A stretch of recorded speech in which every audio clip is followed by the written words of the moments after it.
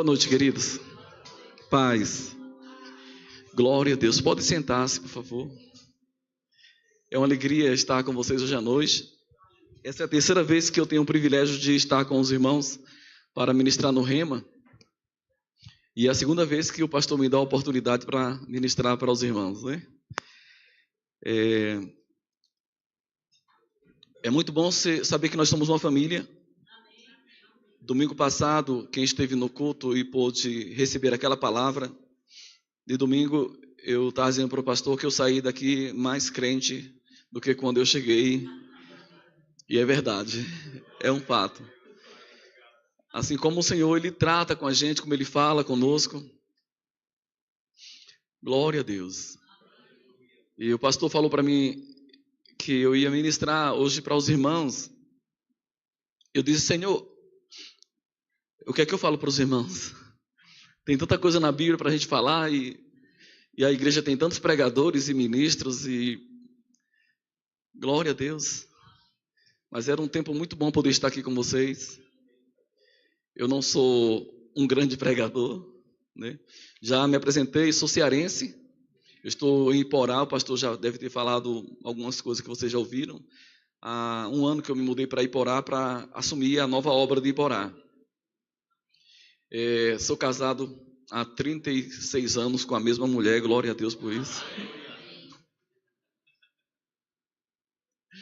É uma bênção poder dar um testemunho desse, queridos. Glória a Deus. Aleluia. Eu fico muito feliz de poder estar com os irmãos. O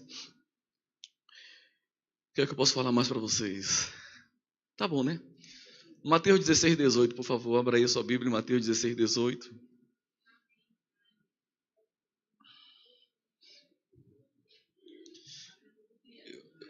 Eu acho que eu vou ficar aí mais perto de vocês.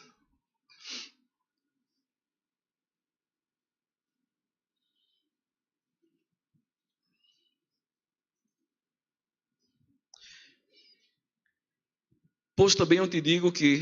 Vocês encontraram? Pois também eu te digo que tu és Pedro. Oh, coisa boa. Olha só que coisa maravilhosa, irmãos. Aleluia, pastor. Eita, glória a Deus.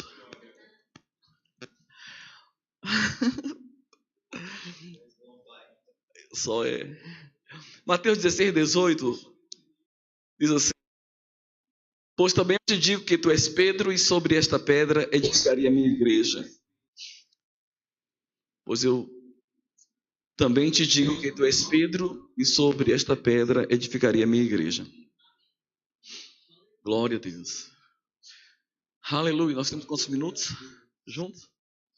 Aqui hoje à noite? O pastor ficou assustado aqui com o irmão disse para meia-noite. Mas eu me lembrei, ele falou isso, eu me lembrei que eu fui pregar numa igreja lá em Fortaleza. E eu estava muito empolgado, né? Isso foi há uns 20 anos ou mais um pouco. Aí eu cheguei na congregação e falei assim, pastor, eu tenho até que horas? Ele disse, você tem a noite toda, meu irmão. Aí eu fiquei alegre, mas 9 horas o povo vai embora.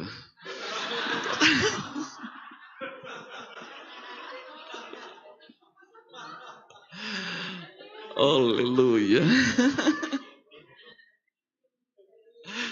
Pois também eu te digo que tu és Pedro, e sobre esta pedra edificaria a minha igreja. Que coisa extraordinária, né? O pastor começou aqui falando sobre esse amor que nós temos com os irmãos. E é bem verdade que a Bíblia diz que aquele que ama quem de Deus é gerado, também ama aquele que o gerou, né? A pessoa que está perto de você aí foi gerada por Deus, amém? E a palavra diz que aquele que ama quem de Deus é gerado, e essa pessoa que está perto de você, também ama aquele que gerou. Glória a Deus, queridos. Eu estava lendo esse texto bíblico, eu estou ministrando a matéria de história da igreja. Tem algum aluno aqui da matéria de história da igreja? Ninguém, pastor, para me apoiar. Mas que eu não vou falar sobre história, mas é verdade que o livro de Atos ele pode me ajudar a dar uma base para que eu quero falar aqui com vocês. O livro de Atos dos Apóstolos, nós temos um modelo de igreja que, administrativamente falando, não é tão possível seguir, mas com certeza que o modelo de igreja a gente pode traduzir para hoje muitas coisas. Mas quando a gente lê esse livro, ele vai revelar coisas impressionantes que Deus está fazendo no meio da igreja, são coisas extraordinárias. Deus está se movendo poderosamente. E todos os capítulos que a gente tem, do capítulo 1 até o capítulo 6, 7 e 8, são coisas lindas. Mas no capítulo 8 a gente vê deflagrando-se uma grande perseguição contra a igreja. Logo depois da morte de Estevão, você vê aquilo ali acontecendo. No capítulo 8 é a primeira vez que você vê a igreja saindo de Jerusalém para ir para outras terras. Todo mundo aqui sabe disso, eu quero só dar uma base para o que eu quero falar. Então foi a partir desse capítulo de número 8, quando os religiosos concentram seus esforços contra a igreja. E eles começam a perseguir a igreja de uma maneira mais feroz. É interessante que quando a gente olha para esses textos da Bíblia, eu fico assim impressionado, porque os irmãos começaram a sair, a igreja estava muito centrada em Jerusalém, e aconteceu que eles não estavam conseguindo cumprir aquilo que o Senhor tinha mandado eles fazerem, que era sair pregando o evangelho em Jerusalém, na Judeia, em Samaria e até os confins da terra. Eles estavam muito trancados em si mesmos. E a perseguição fez com que eles saíssem de onde eles estavam para ir para outros locais. Nós sabemos, todo mundo aqui sabe, que a evangelização não começou com a igreja de Jerusalém, mas com os irmãos que eles foram, de alguma forma, forçados a sair da cidade. E por onde eles iam pregando o evangelho. Então havia grupo de pessoas formadas e adorando ao Senhor em várias partes que ninguém nem sabia direito. Mas alguns relatórios chegavam para a igreja de Jerusalém. E chegou um relatório de uma igreja, de um povo que estava se reunindo em Antioquia. Imediatamente os apóstolos mandaram Barnabé para ver o que estava acontecendo. E eu acho tão interessante, porque parece um pouco com a nossa história em Iporá. Havia um grupo de pessoas em Iporá que estava se reunindo ali e ninguém sabia. E eles tinham ouvido falar da palavra da fé, tinham ouvido falar dos livros do irmão Reagan e do Rema e tudo mais. E eles desejaram isso, começaram a ler os livros. Alguém começou a mandar mensagens gravadas para eles lá. Eles se reuniam e ouviam as mensagens gravadas. E tinha um grupo de 10 a 12 pessoas mais ou menos se reunindo naquela cidade de Iporá, que fica a 460 quilômetros daqui, mais ou menos isso. E eles orando, pedindo a Deus que mandasse uma pessoa para cuidar deles. Foi mais ou menos isso que aconteceu, ou melhor do que isso que aconteceu em Antioquia. A igreja de Jerusalém soube o que estava acontecendo em Antioquia e pediu para que Barnabé fosse averiguar o que estava acontecendo naquela cidade. E quando ele chegou lá, ele ficou muito alegre, porque os irmãos estavam servindo com muita alegria ao Senhor, um ânimo extraordinário na vida deles. E Barnabé volta cheio de júbilo para trazer o relatório para os apóstolos em Jerusalém. Ele é comissionado para ir lá. Aí você vai encontrar no capítulo 11 de Atos, ele indo até Tarso, porque o apóstolo Paulo estava lá em Tarso.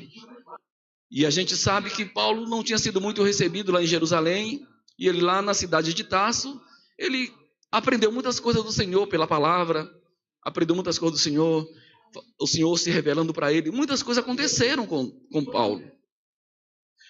Enfim, Barnabé chama ele para ir para Antioquia, e eles passam 2 anos ensinando diariamente aqueles irmãos. Ficaram todos os dias a palavra. Aconteceu que algumas pessoas também que estavam em Jerusalém, que souberam disso, saíram de Jerusalém para levar um doutrinamento que não era o que Paulo estava ensinando lá em Antioquia. E Paulo não aceitou aquilo, e houve uma acirrada discussão entre eles. Levaram o caso para Jerusalém, fizeram um concílio no capítulo 15, vocês sabem disso aí, eu quero pegar somente o capítulo 15, dali eu saio de Atos, né, e volto para Brasília aqui.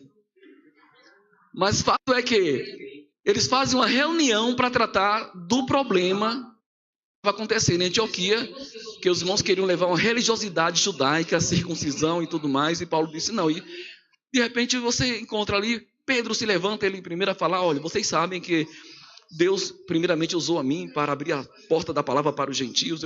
Aí ele contou o caso lá da casa de Cornélio, porque por causa desse problema, que parecia problema para a igreja de Jerusalém, Pedro foi colocado em um interrogatório, como é que ele, sendo judeu, ia se misturar com os gentios, porque a igreja de Jerusalém ainda estava muito cheia desse sofismazinho, né, religioso, judaico e tudo mais. E Pedro vai explicar, olha, aconteceu com eles como aconteceu conosco.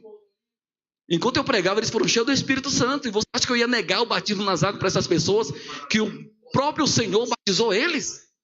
Aí eles aceitaram a palavra de Pedro. E Pedro, isso foi no capítulo 11. No capítulo 15, Pedro está fazendo referência a esse episódio.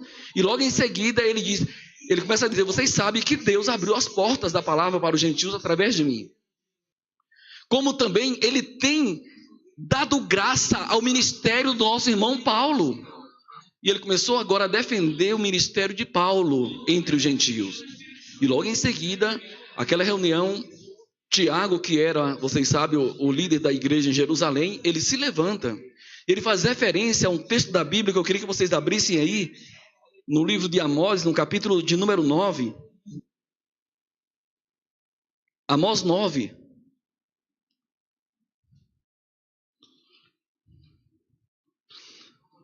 Amós. Aleluia, fica vizinho a Obadias. Eita glória. Quando a gente era criança na escola dominical, acho que vocês lembram disso, a gente aprendia a memorizar o livro da Bíblia, né?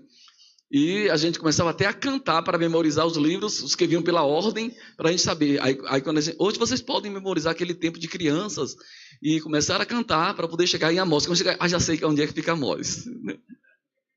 Mas Amós capítulo 9, versículo de número 11, Tiago, olha só o que ele fala. Ele vai tomar esse texto de Amós 9. Eu vou ler o texto de Amós 9, mas eu quero depois ir para Atos 15, só para ler esse texto lá em Atos 15. Naquele dia levantarei o tabernáculo caído de Davi, repararei as suas brechas e levantando-o das suas ruínas, restaurá-lo-ei como fora nos dias da antiguidade, para que possua um restante de Edom e todas as nações que são chamadas pelo meu nome, diz o Senhor que faz estas coisas. Fala assim comigo, diz o Senhor que faz estas coisas. Bem, aqui nós temos o texto que há uma profecia, Deus dizendo que ele, naqueles dias, ele iria levantar o tabernáculo de Davi que havia caído. Ele iria restaurá-lo das suas ruínas. Aqui é uma promessa de Deus. Aleluia. Atos capítulo 15, por favor.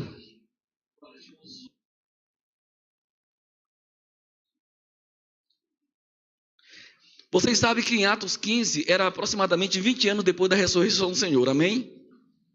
Amém, santos?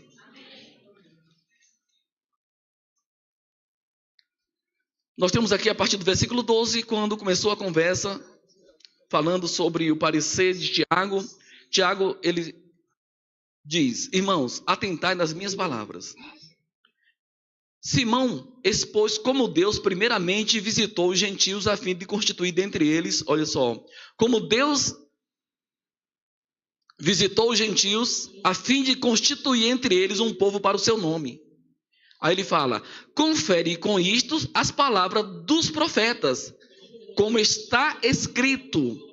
Aí no versículo 16 ele vai tomar o texto de Amós, quando ele diz, cumpridas estas coisas voltarei e reedificarei o tabernáculo caído de Davi, e levantando de suas ruínas, restaurá-lo-ei, para que os demais homens busquem o Senhor, e também todos os gentios sobre os quais tem sido invocado o meu nome.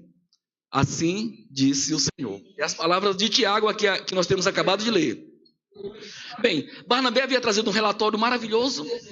Ele tinha levado Paulo. Havia um problema lá em Jerusalém que agora tinha que ser resolvido, a questão de Antioquia. E nós chegamos aqui nessa questão em que Tiago é um texto bíblico da única escritura que eles tinham naquele tempo. Quantos sabem que no tempo da igreja ali no início não havia ainda o Novo Testamento? Não havia a Bíblia, o Novo Testamento ainda não estava circulando entre eles. Então o único texto que os apóstolos tinham era o Antigo Testamento, até então. Aqui são 20 anos apenas após a ressurreição do Senhor, ida dele para o céu, porque é o ano 50, Jesus morreu no ano 33, mais ou menos, nossa época ele ressuscitou, e a igreja agora começou o seu trabalho. Mas o que nós vemos aqui nessa promessa, eu consigo entender que quando a igreja está em Antioquia, e aquele grupo de pessoas estão se reunindo, eu começo a ver o que Jesus falou em Mateus 16, 18, quando ele disse eu edificaria a minha igreja. Agora, em que contexto ele falou isso? Vocês lembram que ele estava com os discípulos e falou assim: o que é que as multidões dizem sobre o Filho do Homem? Eles disseram, um diz que você é esse, ou que você é aquele, que você é João Batista, que você... Aí ele perguntou, e vocês, o que vocês falam? Aí Pedro disse, você é o Filho de Deus, o Messias que havia de vir ao mundo. Então Jesus fala para ele, olha Pedro, não foi carne e sangue quem te revelou essas coisas, mas foi o Espírito do meu Pai. Ele disse, eu também te digo, tu és Pedro, e sobre esta pedra eu edificaria a minha igreja, e as portas do inferno não vão prevalecer contra ela. Quantos entendem que aquilo que estava acontecendo lá em Antioquia era Jesus edificando a igreja dele? Aleluia! Você percebe que quando a igreja está reunida em Jerusalém, no capítulo 15...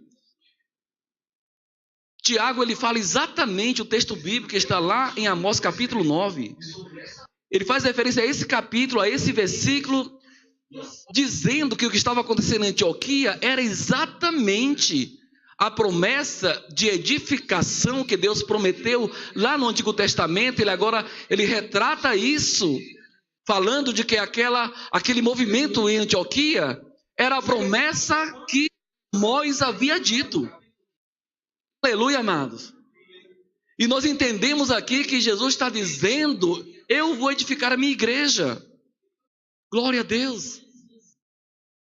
Esse movimento do Espírito Santo estava acontecendo, de edificação da igreja de Jesus. E eu fico pensando comigo assim, queridos, por quê? Porque quando Amós falou sobre a realização do tabernáculo de Davi que havia caído, isso é uma coisa tão interessante. Porque se a gente atentar para o tabernáculo que havia caído de Davi, ninguém sabe qual foi o fim que esse tabernáculo levou, mas a gente sabe que esse tabernáculo era praticamente uma simples tenda. E Deus não está prometendo levantar o tabernáculo de Moisés, Ele está prometendo levantar um tabernáculo que talvez as pessoas nem façam muita referência a esse tabernáculo. Vocês sabem que no tempo de Davi a Arca da Aliança não estava em Israel. 100 anos antes de Davi, a arca tinha sido capturada pelos filisteus quando levaram a arca para o arraial, pensando que aquela arca iria trazer a vitória para eles. Mas é interessante que no tempo de Eli, era o sacerdote da época, Davi não era rei, não havia rei ainda em Israel. Os juízes eram que faziam todo o trabalho de direcionamento do povo. Samuel era um profeta, era um sacerdote, ele era um juiz de Israel. E agora, os filhos dele, Ofni e Finéias, aqueles homens malvados, acreditavam que eles podiam ter a mão de Deus operando sobre eles, no tipo de vida que eles levavam. Eles vão buscar a Arca da Aliança, eles deveriam ser o sumo sacerdote na próxima geração.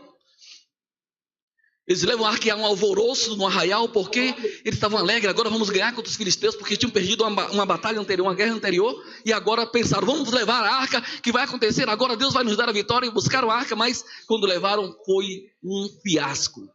Os filisteus matou mais de 30 mil homens, dentre eles, capturaram a arca e levaram para suas terras. E daí então, até a morte, quando a notícia chega para Eli que era o sacerdote, quando soube da morte dos seus filhos e a captura da arca, ele simplesmente caiu para trás e morreu. A mulher de seu filho, que estava lá grávida, na hora que ouviu a notícia, também deu à luz ao filho, e as parteiras disseram, você deu à luz a um homem, a um filho varão. Ela não ligou para isso, ela simplesmente, ao dar à luz, ela chamou o garoto de Icabô, e ali também morreu.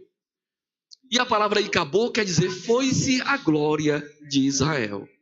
Fala comigo assim, Icabô. Algumas versões vai dizer Icabode, mas seria melhor Icabô. Foi-se a glória de Israel. Aquela arca, ela representava a presença de Deus. Ela representava a manifestação da glória de Deus. E ali da morte de Eli, passou 100 anos, mas antes de Davi, Saul foi levantado no trono e ele nunca pensou de mandar buscar essa arca. Oh, glória a Deus. Mas Davi, quando ele foi coroado, a primeira coisa que ele pensou foi: mande buscar a arca. Aleluia, queridos. Glória a Deus, amados. Você imagina 100 anos de louvor, de culto, sem a presença de Deus? Porque se aquela arca representava a presença de Deus, esses 100 anos longe de Israel, eram 100 anos porque eles continuaram fazendo sacrifícios, continuaram cultuando a Deus, continuaram os cantores, os sacerdotes, os artistas, estavam todos ali ainda no tabernáculo, que ficava lá em Gibeon, que era o tabernáculo de Moisés. Eles continuaram fazendo aquela adoração. Mas como fazer a adoração que não estava ali? E quando Davi foi coroado, ele pensou: mande trazer a arca. Aleluia. Glória a Deus, queridos. Foi a primeira coisa que veio ao coração dele. E ele mandou construir uma tenda. Essa tenda, ela não tinha as divisões que o tabernáculo de Moisés tinha, o átrio exterior, não tinha um lugar santo, não tinha um local santo dos santos. Ela como fosse uma simples tenda, talvez ela não tivesse nem cortinas laterais. É provável que ela fosse apenas como 4 varais fincados no chão e uma coberta por cima. E ele, quando ele mandou trazer a arca, você vai ver lá em 2 Crônica, capítulo 16, versículo de número 1, você vai ver que ele disse: traga ela para a minha tenda. E colocaram a arca naquele lugar. Ele não levou a arca para Gibeon, ele levou a arca para Sião, onde ele armou a tenda dele. Ele não levou a arca lá para o tabernáculo de Moisés, para o Santo dos Santos, lá não tinha nada. Os sacerdotes continuaram adorando naquele lugar. E Davi não desfez o serviço do tabernáculo de Moisés, ele manteve esses serviços lá. Mas ele levantou logo em seguida 24 sacerdotes para estarem ministrando ao Senhor naquela tenda que ele levantou. 24 que estavam ministrando continuamente. Aleluia, amados. E aquela tenda de Davi, com aquela arca à vista de todos, simplesmente representava aquilo que Deus queria fazer conosco. Davi teve uma ideia que ele não ouviu isso de Deus, não houve uma revelação, mas veio ao coração dele. Ele levantou aquela tenda, quando ele trouxe a arca da terra dos filisteus, ele mandou colocar na tenda dele, e ali 24 horas, direto, continuamente, havia uma adoração, 24 horas. Aleluia, amados. Isso falava do tempo dos adoradores, que quando ia chegar a hora em que nós iríamos ter essa vida contínua com Deus, queridos. Aleluia.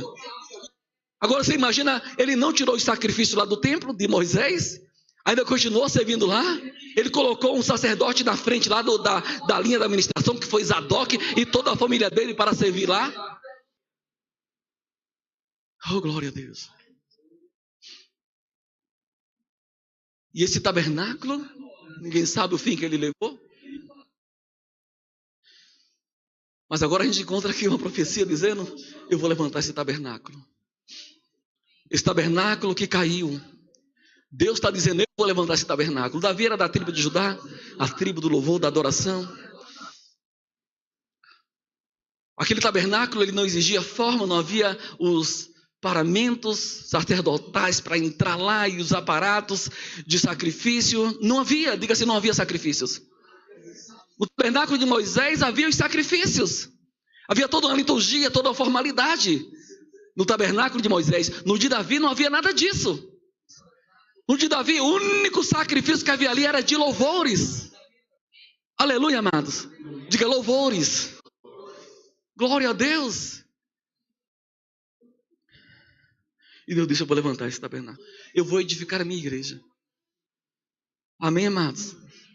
E ele começou a fazer, Jesus ressuscitou, e ele começou a fazer esse trabalho de edificação da igreja dele. Ele disse: eu vou edificar a minha igreja.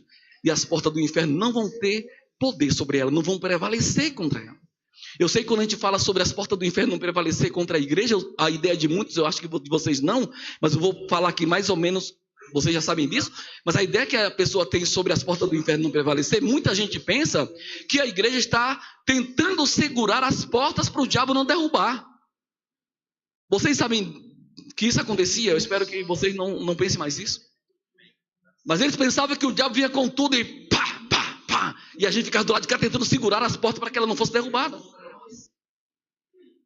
Depois a gente cresceu mais um pouco e a gente entendeu que não é assim. A gente entendeu mais ou menos assim, que a gente vai atacando pá, pá, pá. E o diabo tentando segurar para não derrubar as portas dele. Mas isso é o que chega mais perto da verdade. Aleluia, amados.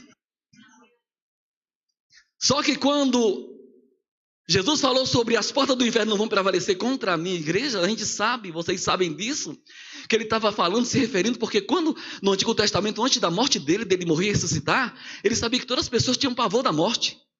Estão compreendendo? Porque o diabo, ele era o detentor desse poder. Ele era aquele que apavorava as pessoas. E a região da morte, a região dos espíritos encarnados, ou Hades, todas as pessoas iam para lá e quando eles morriam, eles iam sem esperança. Alguns tinham alguma esperança, alguns que criam na palavra, sabiam que um dia o Messias viria, abrigavam, quem sabe, ele não vai deixar minha alma na morte, ele não vai permitir que eu fique lá para sempre, eu vou me levantar, como disse Jó, ele vai me levantar, meu Redentor vive e eu sei que eu serei levantado. Então Jó tinha uma esperança, alguns tinham expectativa sobre aquilo que iria acontecer quando o Messias fosse enviado. Mas fato é que havia um pavor da morte. Aleluia. Porque todos que morriam desciam para o Hades. Mas Jesus disse, eu vou edificar a minha igreja. E eles não vão mais ter pavor da morte. Aleluia. Porque Jesus Cristo, ele destruiu o poder daquele que tinha o poder da morte. Aleluia. E quando ele disse, o inferno ou o Hades não vai ter poder, não vai prevalecer contra a igreja, era isso que ele estava dizendo. Aqueles que crerem, que confiarem, esses que acreditarem, eles não vão ter mais medo, porque eles não vão mais descer, eles vão subir. Aleluia, amados. Então não havia mais aquele pavor da morte. Glória a Deus. Ele disse, eu vou edificar a minha igreja e as portas do inferno não prevalecerão. Fala comigo, não prevalecerão. Agora eu fico pensando, se a gente foi edificado sobre Jesus, que ele é a pedra angular, sobre esta pedra, eu edificarei minha igreja, a pedra angular. Aleluia. Agora, vocês sabem que o inferno nunca teve autoridade sobre Jesus? O diabo nunca teve poder sobre ele? Ele disse, o diabo não tem nada em mim. Nada conseguia impedir Jesus. E ele disse, eu vou edificar a minha igreja sobre esta pedra. Se Satanás não tinha poder sobre Jesus e as portas do inferno não prevaleciam contra Jesus, você também acredita que ela não tem nenhum poder sobre a sua vida? Que ela não prevalece sobre você também? E agora eu não estou falando apenas da questão de ir para o inferno, para o Hades ou ir para o céu, porque ninguém vai mais para lá, os que creem não vão mais para lá. Eu estou falando agora, se você tem essa condição de que as portas do inferno não prevalecem contra você, isso diz respeito à sua partida dessa terra ou à sua morte, isso também quer dizer que em vida o diabo também não tem poder sobre você. Ele não tem autoridade sobre a sua vida. Aleluia, queridos. Jesus está edificando a igreja dele. Eu vou edificar a minha igreja e as portas do inferno não vão prevalecer contra ela. E Tiago entende que agora Jesus está edificando a igreja dele lá em Antioquia. Ele começou a entender que Deus estava edificando uma igreja a partir não somente dos judeus, mas de todos os povos da terra. Porque a promessa era, na tua semente, Abraão, serão benditas todas as famílias da terra. Aleluia, amados. E a ordem foi, ide fazer discípulos de todas as nações. Então Marcos 16 mostra que a edificação desse corpo incluía tanto os gentios quanto os judeus. Aleluia. E é isso que Tiago entende. Deus está constituindo um povo para o seu nome. Aleluia, amados. Glória a Deus. Tem aleluia dentro de você, queridos? Então, a gente percebe que nessa passagem bíblica, ele fala como Deus estava agindo através de Paulo, estava agindo através de Pedro, e nós entendemos aqui, Tiago se refere a nós dizendo, a obra de Deus, ele disse que faria isso, ele está fazendo isso acontecer agora. Essas palavras foram faladas por Amós, e agora Tiago diz, e ele abre um leque, e ele mostra, e ele diz no final, é Deus quem está fazendo. Glória a Deus, queridos. Olha para o seu irmão e diz assim, meu irmão, as portas do inferno não tem mais nenhum poder. Jesus começou a fazer isso quando ele ressuscitou, ele começou a edificar a igreja dele. E ele não parou lá, aleluia. Ele continuou em Atos 15, 13. Ele continuou por todo o livro de Atos, 34 anos depois que terminou a história do livro de Atos. Mas ele não parou ali. Paulo entende que ele mandou os dons ministeriais em Efésios capítulo 4, versículo 11, para que a igreja fosse edificada até chegar à plenitude. Aleluia, amados. Você entende que os dons ministeriais é Deus edificando a igreja dele? Você entende que os dons espirituais, os dons carismáticos é a maneira de Deus edificar a igreja dele? E que ele não parou de fazer o que ele disse que ia fazer? Glória a Deus. Ele está nos levantando, nos levando para um nível, para a plenitude que está em Cristo Jesus. Glória a Deus, amados. Aleluia. Então eu edificaria a minha igreja, foi o que ele disse. Você olha a pessoa ao seu lado e você sabe que essa pessoa é uma pedra nessa grande construção. Aleluia. É uma pedra viva na construção dele, de Jesus. Ele é o fundamento dessa construção. Ele é a base. É sobre ele que nós estamos sendo lançados. Glória a Deus. E nós estamos crescendo todos juntos como casa espiritual de Deus. Nós somos a casa espiritual de Deus. Nós somos o templo do Espírito Santo. Aleluia. Tiago, ele entende que não se tratava de um local, de um templo. Quando Jesus Cristo veio, vocês sabiam que o sacerdote ainda oferecia o sacrifício no templo? Oi. Jesus veio, os sacerdotes ainda estavam oferecendo sacrifício naquele templo. No ano 50, no ano 70, 40 anos depois, eles ainda estavam oferecendo sacrifício naquele templo. Agora sabe o que é o pior? Vocês sabiam que a arca não estava naquele templo? Diga assim, Deus não estava representado ali. É bem verdade que aquela casa era chamada a casa de oração. Era chamada a casa de Deus, que ali já era o templo de Herodes. Aleluia, queridos. Havia um véu separando o Santíssimo do lugar santo. Mas a arca não estava naquele templo. Isso quer dizer que eles estavam continuando servindo sem a presença de Deus naquele lugar. Oi. Glória a Deus. Quando o véu do templo se rasgou, a arca não ficou exposta, porque ela não estava lá. Os babilônios que haviam destruído e levado toda a riqueza que havia em Jerusalém e o templo, depois da conquista de Babilônia sobre os judeus, não havia mais a arca da aliança. Aleluia. Mas havia uma profecia bíblica dizendo que o Senhor mesmo iria vir ao seu templo. E é claro que a referência é de dupla aplicação. E Jesus veio naquele lugar onde eles estavam indo adorar, mas a presença de Deus não estava ali. Oi? Glória a Deus. Havia uma promessa que o Messias viria. Eu não sei se irmã Jussane, irmão pastor Wellington, ele conseguiria identificar minha voz ao telefone. Já falei com eles algumas vezes, mas não sei se eu ligasse, sem dizer, sem me identificar, eles diziam, fale meu irmão, já sabendo quem era. Podia até dizer que eles fale meu irmão para tentar, né, localizar melhor e me enrolar até identificar. Mas é verdade que a gente, depois de falar algumas vezes, a pessoa quando fala, a gente já sabe quem é, porque a gente já conhece a voz da pessoa ao telefone. Então, se eu ligar para você depois de algumas vezes, fala, professor, fala, pastor, né? Já sabe quem é. Quando a Bíblia falou que ele viria ao seu templo, a aplicação é dupla, e não dá tempo de explicar a segunda referência dessa aplicação. Mas é fato que havia uma promessa que Jesus viria. Amém, queridos?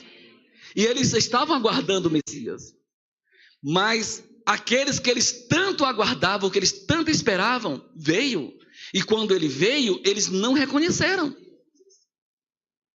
Por que eles não reconheceram? Porque eles não conheciam. Aleluia, amados. Eles falaram tudo sobre o Messias. Eles sabiam que o Messias nascia, onde ele iria nascer. As profecias falavam o lugar, as profecias dizia o que cercava o nascimento, as profecias mostravam alguns sinais que acompanhavam o Messias, e eles viram tudo aquilo, mas eles não entenderam o que era o Messias. Aleluia! E Jesus mostrou por várias vezes que ele era o enviado do Pai. Ele deu provas disso através de milagres. Ele deu prova através de sinais miraculosos, porque havia coisas que somente o Messias faria e ninguém mais conseguiria fazer. Ninguém nunca tinha ouvido falar na história que um cego visse. Eles tinham alguns que expulsavam o demônio, mas que tentavam, mas nunca ouviram falar que realmente um demônio havia sido expulso. Eles só viram falar de limpar a lepra no tempo de Naamã, nos tempos dos profetas, mas não está mais acontecendo aquilo diariamente no tempo deles. E Jesus vem fazendo tudo isso, mas eles não reconheceram o Messias porque não conhecia. Não souberam identificar que ali era a unção, era o Espírito em um corpo de carne, mas era Deus entre eles. Jesus nunca deixou de ser Deus, amém, queridos? Quando ele veio como Deus, embora que ele não agiu como Deus. Ele apenas não agiu como Deus, mas ele era Deus em carne. Aleluia. Ele não usou o direito de agir como Deus, diz a Bíblia, mas ele era Deus. Ele subsistiu em forma de Deus, mas não agiu como Deus, não usou o direito de agir, mas ele nunca deixou de ser Deus. Oi. Glória a Deus, queridos. E agora estava ali diante deles aqueles que eles desejavam. Estava diante deles aquele que eles esperavam. Mas eles não puderam ver em Jesus aquele que eles esperavam. E quando Jesus se identificou, ele disse: de onde é que ele vem? Ele não é o filho do carpinteiro? Não está entre nós, suas irmãs, sua mãe? E onde foi que ele aprendeu essas coisas? Que escola foi essa que ele aprendeu tudo isso? Porque ele ensinava diferente daquelas pessoas que estavam ali ensinando diariamente. E quando ele vem para os que lhe esperavam, para aqueles que eram dele, ele disse: saiam com esse daqui, nós não queremos, tirem ele daqui, mate ele, crucifique ele. E eles o mataram. Eles mataram aquele que era o desejado deles. Eles mataram aquele que era o que eles esperavam, que as profecias falavam sobre. E a Bíblia diz que Jesus, ele mesmo sendo Deus, ele se humilhou, ele se manifestou em figura humana. Aleluia. Mas ele falou antes: quando eu for levantado da terra, eu atrairei todos a mim. E ele foi levado para a cruz. E quando ele foi levantado naquela cruz, todos nós fomos levantados com ele. Aleluia, amados. Ele diz: vem a hora, e a hora já chegou, em que os verdadeiros adoradores vão adorar o Pai em espírito e em verdade. Eu vou edificar a minha igreja. As portas do inferno não vão ter poder sobre ela. E ele fez isso, ele foi para aquela cruz, e naquela cruz, quando ele estava morrendo pela humanidade inteira, ele estava atraindo todos nós a ele. Glória a Deus. E ali estava aquele que eles deveriam receber, mas eles o desprezaram, eles rejeitaram, eles não creram. Tira ele do nosso meio, nós não queremos, nós não desejamos. E ele foi crucificado. Glória a Deus. E ele foi rasgado. Diga assim: a carne dele foi rasgada. Aleluia.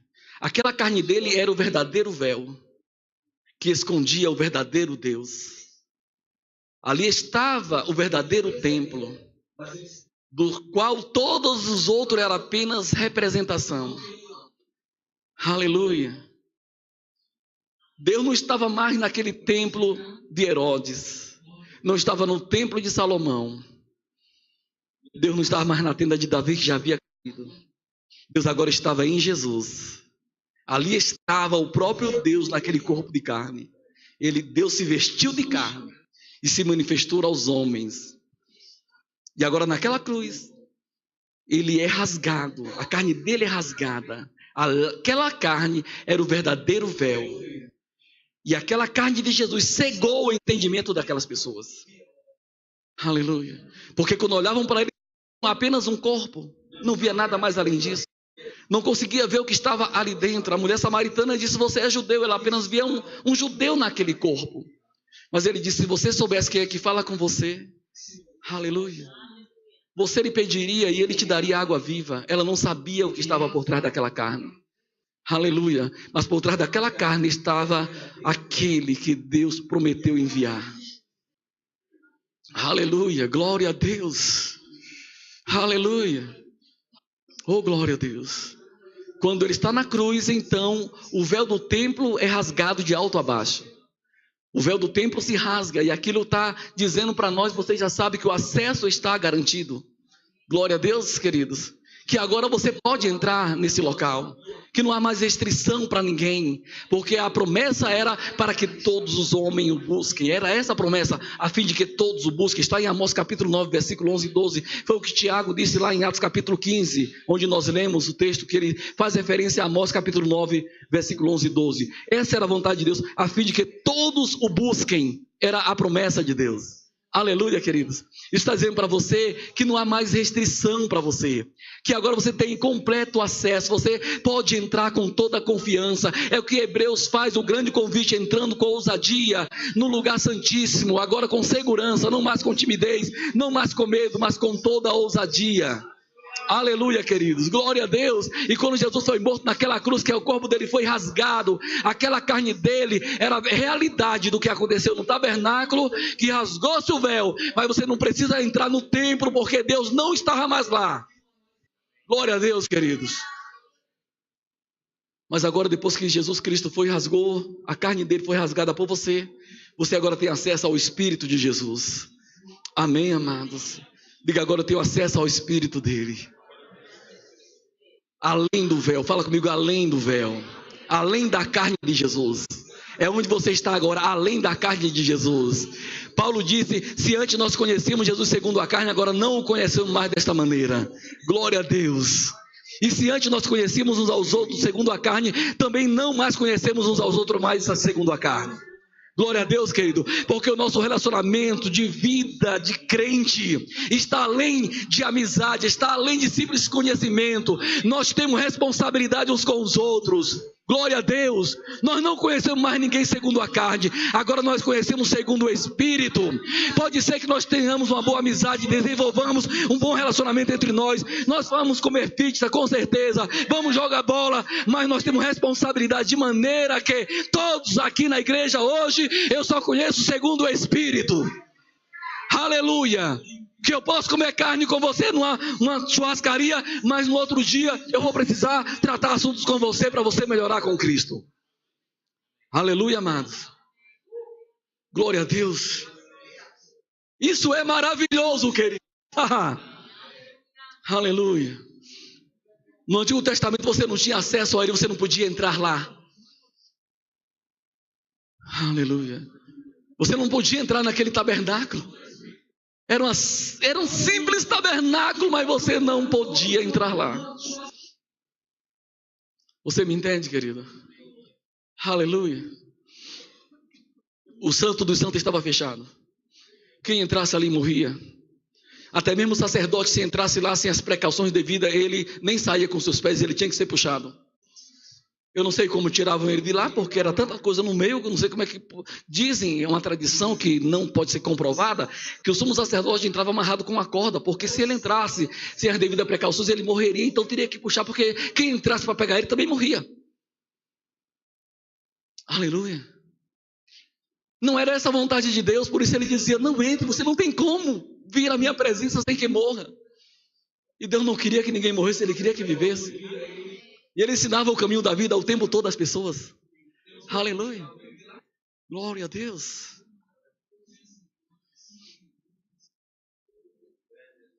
Aleluia.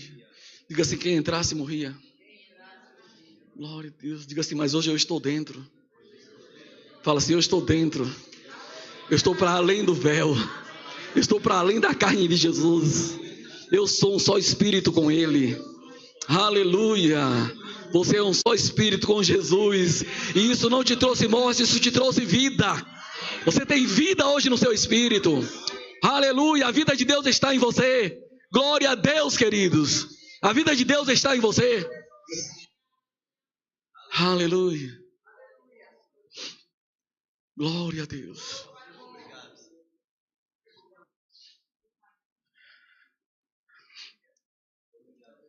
Vidas que serão tocadas por você. Aleluia. Jesus tirou você do império das trevas. Ele tirou você de um império e colocou você no reino. Você foi arrancado do império do usurpador para o reino do Filho do seu amor. E no reino, a prosperidade dos filhos é a prosperidade do rei. Aleluia, amados. Glória a Deus. Diga para o seu irmão ao seu lado: meu irmão, minha irmã, estamos além do véu. Não há mais véu. Glória a Deus, não existe mais véu. Pessoas vão olhar para você e vão ver a sua carne. E talvez a sua carne segue o entendimento dela. Ah, é só o irmão. Talvez alguém que o pastor chama para ministrar aqui. Ah, não é o fulano tal, é o fulano tal que vai pregar. E você vai ver somente a carne dele. Você vai ver apenas aquele cearensezinho lá, que está lá em Iporá.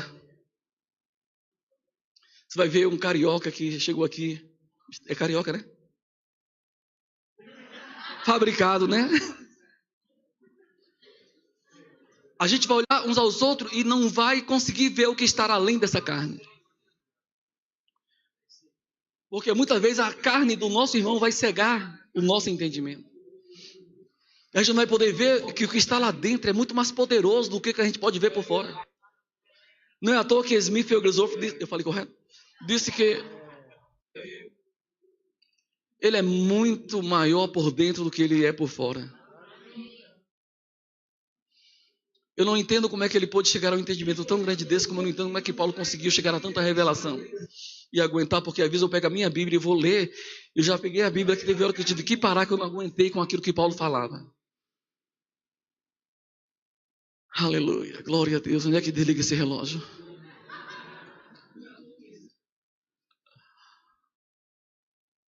Eu fiquei cansado. Eu disse: Pai, pelo amor de Deus, o que é isso? Como é que ele conseguiu tudo isso? Deus é tão bom, queridos.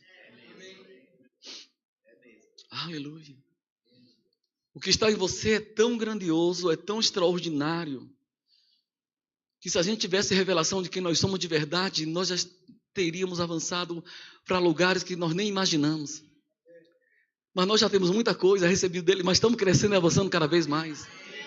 A palavra está tomando forma dentro do nosso coração, e a nossa mente está sendo completamente renovada pela revelação. E a nossa carne, o nosso corpo, eu não entendo o que foi que Davi quis dizer. A minha carne, ela tem sede de ti, ela anseia por ti. Como é que ele disse um negócio daquele se a carne não se converte? Mas ele disse isso. Eu acho que é porque ele vivia na carne, né? Aleluia, queridos. Mas o nível de vida que nós temos com o Senhor em amor, de comunhão com Ele, vai trazer a nossa vida para uma transfiguração no nosso dia a dia. À medida que nós renovarmos nossa mente, a nossa alma, sendo renovada pela palavra, nós vamos ser transfigurados como Jesus foi. Talvez algumas pessoas não vejam em nós essa transfiguração e só vejam somente um corpo de carne. E não consiga ver tudo quanto está sendo feito, mas acontece que a sua vida com Deus, ela vai levar para você para níveis de comunhão, que de alguma forma isso vai acontecer por fora, e pessoas vão ter que reconhecer que Deus está em você. Aleluia, elas vão querer ser iguais a você, elas vão correr para você, elas vão desejar Deus quando verem Deus vivendo na sua vida. Aleluia, queridos. Glória a Deus, isso não é apenas querer ser espiritual, isso é a nossa realidade de vida. Nós somos pessoas normais, amém, queridos? Diga: eu sou normal, embora eu seja maluco. Mas nós somos pessoas normais, só não somos naturais. Nós somos sobrenaturais. Glória a Deus. Não dá para ver tudo que Deus está fazendo por dentro, mas nós cremos que nós estamos avançando. Aleluia. Eu louvo ao Senhor porque eu sei que nós estamos aumentando. Deus está acrescentando em nós coisas extraordinárias. O Espírito Santo está fazendo depósito em você. A palavra está tomando forma e você está se tornando ele em carne aqui nessa terra. Glória a Deus.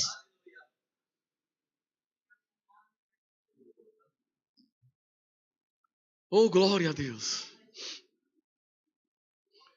Eu vou erguer o tabernáculo de Davi.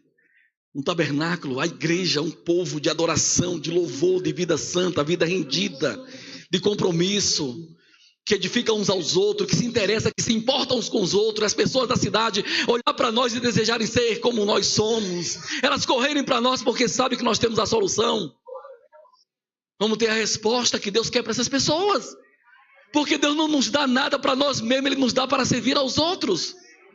Não há nada que Ele tenha dado a você para ser para você entregar a outras pessoas. Glória a Deus. Eu entendo o compromisso e a responsabilidade que eu tenho com Deus. Eu não sei tudo ainda quanto eu tenho que fazer, mas eu tenho dependido para cada dia. Eu tenho confiado que a cada dia eu vou receber dele o que eu tenho que fazer. Eu estou numa cidade, eu digo assim, meu Deus, que responsabilidade foi confiado, o pastor Hélio está aqui, meu Deus, talvez ele nem imagine o peso de responsabilidade que pesa sobre ele, e a Asa Sul e todo o plano piloto, e vocês estão aqui com ele, e eu acredito que vocês estão juntos, amém, queridos? Glória a Deus, vocês vão se interessar para ver esse negócio aqui aumentando, crescendo, avançando, vocês não vão ficar mais quietos mais nunca. Eu vou dizer, pastor, pelo amor de Deus, eu quero servir, me diga alguma coisa que eu posso fazer aqui na igreja. Você vai ser metido mesmo, eu vou ser metido. Se Josué não fosse metido, ele tinha ficado lá para trás, mas foi a ousadia dele, a coragem, a intrepidez de estar sempre no pé do monte com o homem de Deus, que fez com que ele assumisse a liderança daquela nação, para conduzir para o local aonde Moisés não conduziu. Aleluia, amados. Glória a Deus, você vai junto? Você não é espectador, amém, querido? Diga, eu não sou espectador, meu irmão. Eu não sou espectador, eu vou pegar junto com esse negócio aqui. Aleluia. Vai funcionar porque eu estou junto desse negócio. Eu vou em frente. Aleluia. Uma das coisas que o pastor falou para mim essa semana que eu achei interessante demais, ele diz assim, meu irmão, nós não estamos competindo. Eu já sabia disso, mas eu gostei de ouvir isso.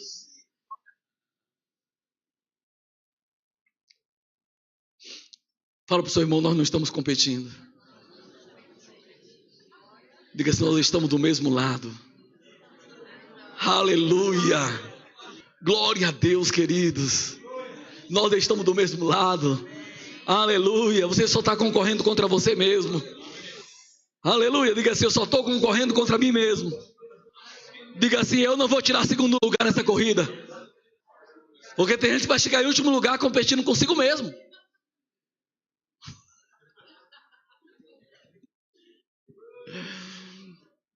Porque não entenderam o que é o reino, queridos. E aí eles competem com os outros, concorrem com os outros, vem ciúme, vem inveja. E o pastor estava dizendo para mim assim, rapaz, quando o cara amadurece, esse pastorzinho aqui, ó, ele está quase igual a mim.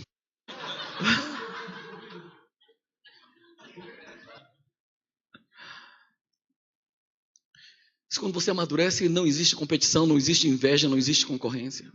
As crianças que estão brigando, estão de beicinho, é meu, a minha posição, eu deveria estar lá, eu deveria estar pregando, a posição é minha. Não!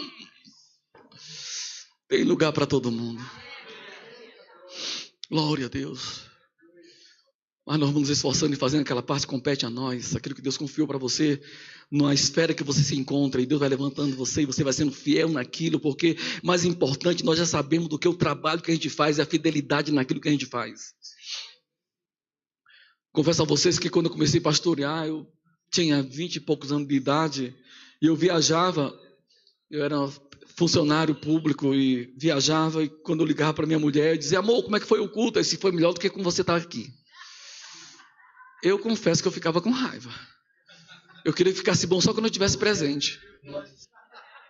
Mas se ela tivesse dito que não tinha sido bom, eu não tinha gostado também. Eu queria que tivesse sido bom, né?